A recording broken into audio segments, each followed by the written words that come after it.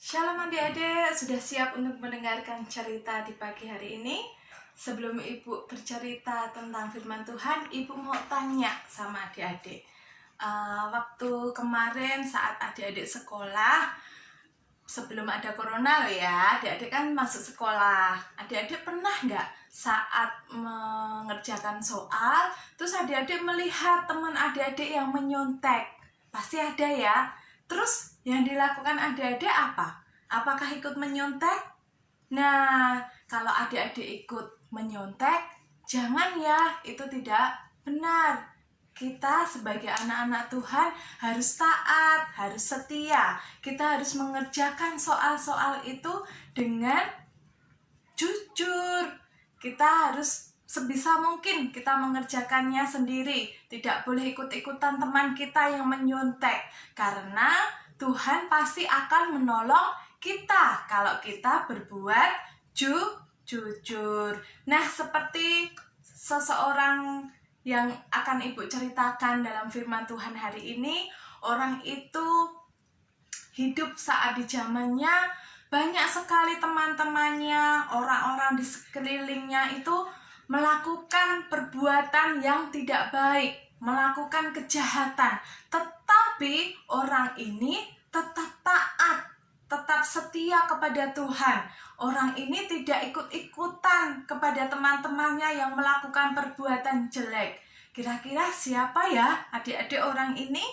Ya, orang ini adalah Nabi Nuh. Nah, saat ini kita mau mendengarkan cerita tentang Nabi Nuh. Siapkan ya adik-adik ya. Pada saat itu, manusia melakukan kejahatan di mata Tuhan. Mereka mencuri, merampok, berbohong, tidak patuh pada orang tua, dan bahkan menyembah berhala. Tuhan menjadi sangat sedih dan marah melihat kelakuan orang-orang pada saat itu, sehingga Tuhan ingin menghukum mereka dengan air bah. Tetapi Nuh tidak seperti mereka, melainkan Nuh menyenangkan hati Tuhan. Dia berbuat baik, selalu memuji dan berdoa kepada Tuhan, memberikan persembahan kepada Tuhan. Nuh taat kepada Tuhan, sehingga Nuh mendapatkan kasih karunia dari Tuhan. Dan akhirnya Tuhan menyuruh Nuh untuk membuat sebuah bahtera yang sangat besar, supaya Nuh dan keluarganya bisa selamat. Karena Nuh adalah orang yang taat, Nuh melakukan apa yang Tuhan perintahkan. Nuh membuat sebuah bahtera itu bersama-sama dengan istri dan ketiga anak-anaknya serta ketiga istri anaknya.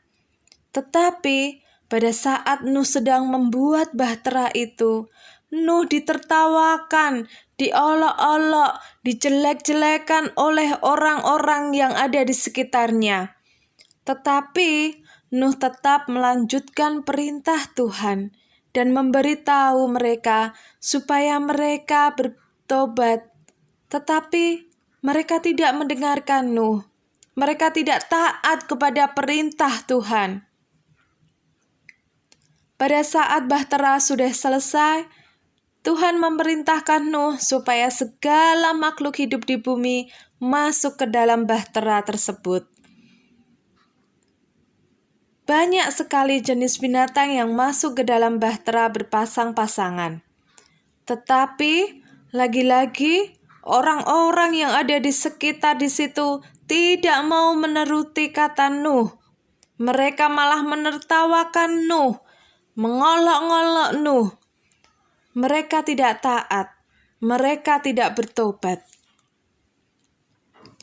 Ketika Nuh dan istri serta anaknya dan istri anaknya masuk ke bahtera tersebut, Tuhan menutup pintu bahtera itu. Dan tiba-tiba hujan turun sangat-sangat lebat, sehingga permukaan bumi tergenang oleh air. Semua di mana-mana air tergenang. Dan orang-orang yang ada di sekitar tadi, orang-orang yang menertawakan Nuh tadi, mereka semua hanyut oleh air itu dan akhirnya mereka meninggal. Inilah hukuman untuk orang-orang yang tidak mau mendengarkan firman Tuhan, yang tidak taat pada perintah Tuhan. Nah, sekarang adik-adik, bagaimana dengan adik-adik semuanya? Apakah adik-adik suka berbohong? Apakah adik-adik melawan orang tua? Nah, satu hal yang diingat ya adik-adik, Tuhan Yesus itu sangat-sangat mengasihi adik-adik semuanya. Tuhan Yesus mengerti apa yang adik-adik rasakan. Dan Tuhan Yesus juga tahu apa yang adik-adik butuhkan. Apa yang adik-adik perlukan. Tuhan Yesus mau menolong adik-adik. Tuhan Yesus memberkati adik-adik. Nah, sekarang apakah adik-adik mau taat kepada Tuhan Yesus? Mau membaca dan mendengarkan firman Tuhan? Dengan kita, adik-adik mau membaca dan mendengarkan firman Tuhan itu akan masuk di dalam hati adik-adik. Firman Tuhan itu akan tertanam di dalam hati adik-adik. Kalau firman Tuhan itu ada di dalam hati adik-adik, adik-adik pasti akan melakukan perbuatan yang benar. Seperti yang dilakukan oleh Nuh. Nuh tetap taat dan setia kepada perintah Tuhan. Sehingga Nuh mendapatkan kasih karunia dari Tuhan Yesus. Apalagi terlebih lagi adik-adik yang sudah diselamatkan oleh Tuhan Yesus.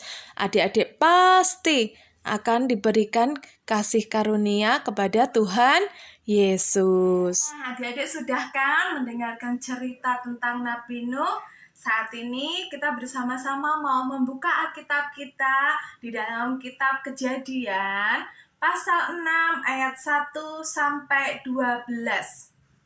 Kita buka Alkitab kita di kitab Kejadian 6 ayat 1 sampai 12. Nanti adik-adik bisa membacanya semua ya, ayat 1 sampai 12. Saat ini Ibu mau bersama-sama membaca sama adik-adik di ayat yang ke-9. Kejadian pasal 6 ayat 9. Sudah semuanya ya? Kita mau baca sama-sama ya. Adik-adik yang di rumah juga membaca ya sama Ibu. Yuk, 1, 2, 3. Inilah riwayat Nuh. Nuh adalah seorang yang benar dan tidak bercela di antara orang-orang sejamannya. Dan Nuh itu hidup bergaul dengan Allah. Nah, di situ dikatakan bahwa Nuh adalah orang yang benar dan tidak bercela di antara orang-orang sejamannya. Nuh hidup bergaul dengan Allah.